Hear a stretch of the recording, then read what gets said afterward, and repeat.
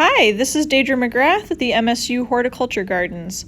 Today we're going to look at how we propagate vanilla planifolia, also known as the vanilla orchid. We have two rather large orchid stock plants, and they actually live in the indoor children's garden butterfly house. And they've kind of taken over the place. It's a vine, so it has kind of spread out all over the greenhouse, and it has roots that will attach to even smooth vertical surfaces. It's grown up other trees. It's grown into this pond that is currently drained, and it's really loving that environment. And you can just see it's just going nuts in here. Here's a closer look at the vanilla orchid's roots, and they're covered in kind of a spongy, water-absorbing outer layer called velumin, and that's also what it uses to attach to all kinds of surfaces.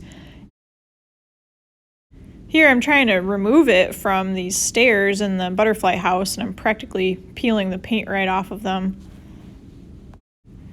A lot of orchids are epiphytes, meaning that they grow on other plants rather than in the ground. And the vanilla orchid will grow on another plant and then absorb moisture from the air in order to feed itself. When it's time to propagate these orchids, which I usually do in the middle of winter in order to have them big enough for sale the following fall, I'll cut off a nice newer vine, and I try to cut them into like 3 node sections, so 3 different spots where the leaves are coming out. And what I'll end up doing is trimming off the bottom leaf, and that is the part that will go into the orchid mix. So it'll really only have 2 leaves up above the media. And I'm using a very sharp knife to cut this vine into pieces. I've found that if I use pruners, the orchid has such thick, fleshy stems that my pruners just kind of crush it rather than cut. So I've really gotten more comfortable with using a sharp knife to cut up the plant into sizable pieces. I try to avoid using older vines to propagate from. It's not that they won't work, but they tend to just be kind of cumbersome. The leaf size can get really big, and it would just take a lot of orchid media to fill a pot big enough to propagate them in. So I try to use the newer, fresher vines that have smaller leaves. So here are all my cuttings. The vast majority of them are 3 node cuttings, but there's a couple that ended up being a little bit smaller. The next step is to remove the bottom leaf from each cutting, because that's the part that's going to end up underneath the orchid media and where hopefully the cutting will send out new roots. One thing that you want to be really careful of when you're cutting off that bottom leaf is that you don't cut into that little nubbin that's inside between the leaf and the vine. That is where the new growth is going to come from, so you don't want to accidentally nick that with your knife or your pruners. The orchid media that we're going to use is a mixture of bark, and there's some kind of charcoal material, and then really chunky perlite. And there's all kinds of orchid mixes you can buy. I'm not really partial to one. We just kind of get whatever we can actually find at the time. But they're definitely not all created equal.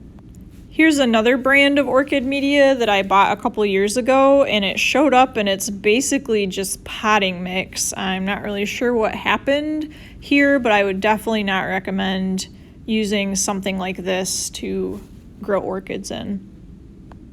So what I'm going to do is kind of half fill the pot with the media, then put that bottom node of the cutting in and fill in around it. And you don't want to compact this media. It's meant to have really big air spaces, good drainage, good airflow. So you kind of just fill it in and maybe jiggle it a little bit to settle it down, but just leave it as it is.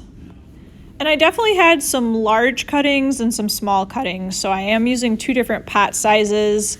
Again, to kind of conserve the orchid media. I don't want to use way more than I have to for the smaller cuttings. The orchid media is used to kind of mimic that tree that in nature the vanilla orchid would climb up and be epiphytic on. So that's why there's a lot of bark in it, and it's very aerated and porous, because normally this vanilla orchid would just be kind of hanging out in the air on the side of a tree. So here are all my new little cuttings. I think I got about 27 cuttings just from a few vines from the stock plants in the butterfly house. And these are going to go into our propagation house where there is high humidity and frequent watering, high temperatures, and it's really going to help mimic the natural environment of the vanilla orchid. If you can make one of these plants really happy, it might treat you to some really spectacular yellow flowers. We don't have the natural pollinator for this plant in Michigan, obviously, so you can actually hand pollinate these, and we've successfully done it.